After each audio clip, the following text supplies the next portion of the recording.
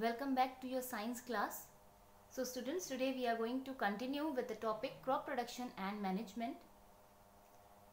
Till the last class we have completed irrigation and we have seen methods of irrigation, traditional as well as modern.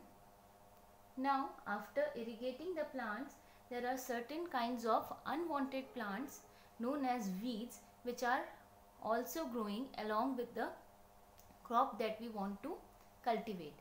Now these weeds have to be removed. We have also removed the weeds in the first step, that is preparation of soil using a hoe. Now at this stage we are going to again remove the weeds using a khurpi.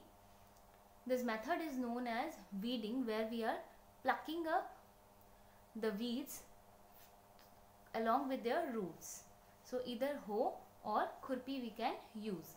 Now the next method of removing the weeds is using weedicides. Now weedicides are the chemicals which are used to kill the weeds. Side, the term sidus indicates to kill.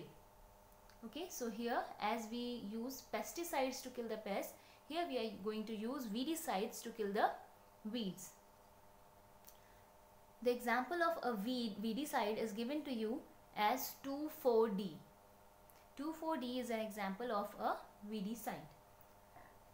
While using the weedicides as they are chemicals which have killing properties, so the farmers have to be very cautious. These weedicides could be used in the form of sprays.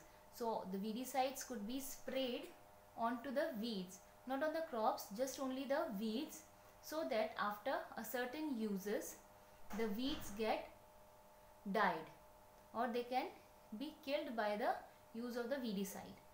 After dying, what will happen to the weeds? Now first of all, to know that we are killing the weeds or we are removing the weeds, we must be knowing why the weeds have to be removed.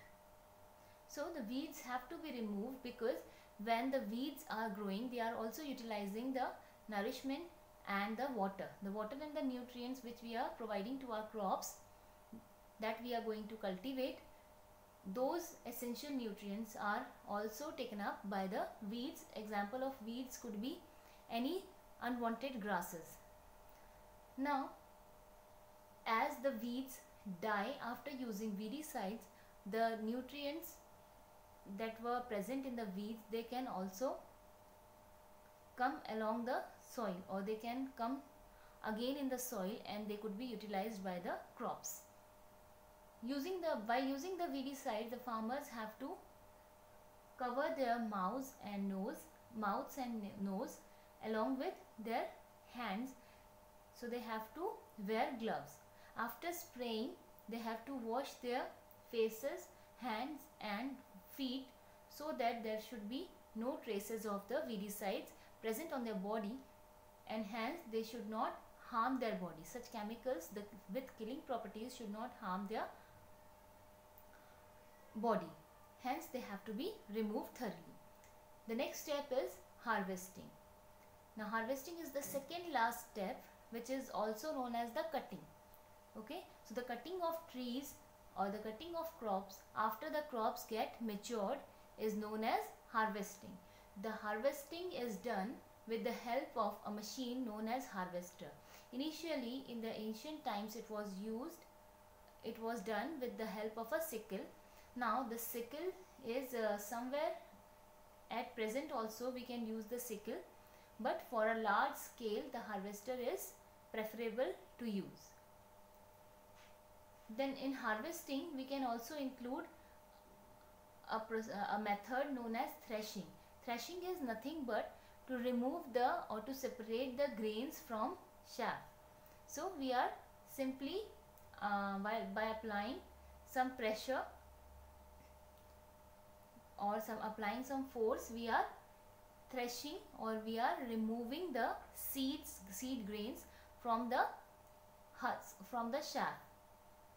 Now this is done with the help of a machine known as thresher, and there is one more machine known as combine, which combines both the steps, that is harvesting and threshing, and it is a combination of a harvester and a thresher, and hence it is known as a combine. There is one more method by which we can separate the seeds from chaff by using wind, and that method is used as winnowing, known as winnowing. So this winnowing is done with the help of a machine known as winnowing machine. The last step of crop production is storage. Now why the storage is necessary? Suppose that you are storing all the food grains that you have, the farmers have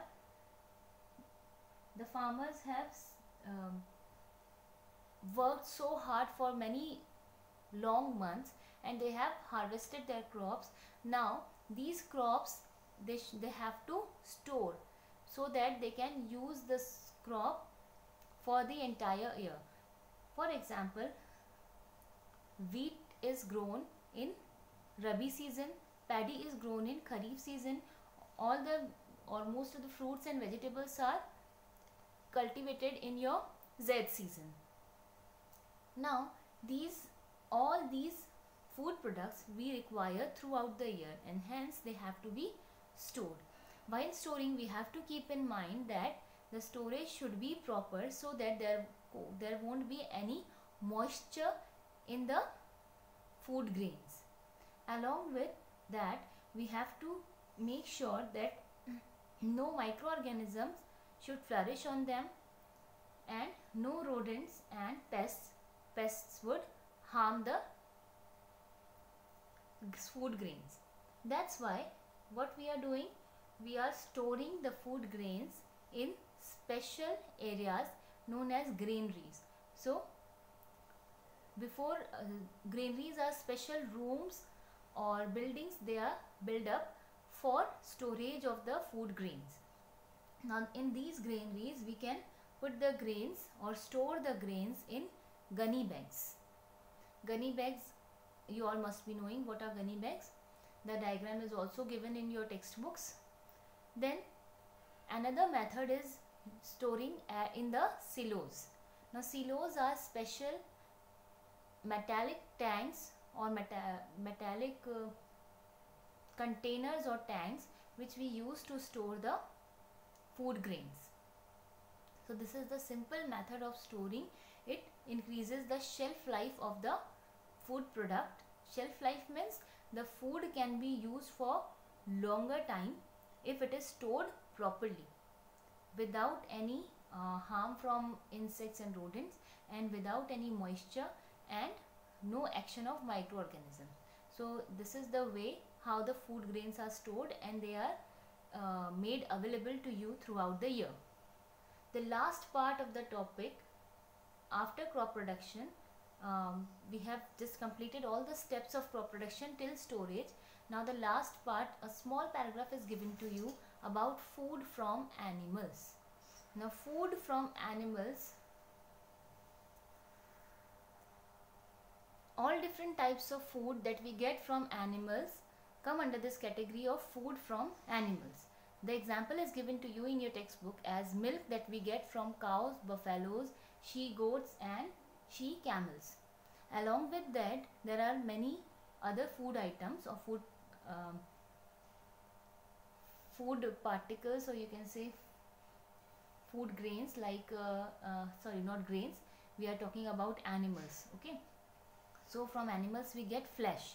Okay, we get flesh from chicken, beef, then goat, then we get fish, we get eggs from animals.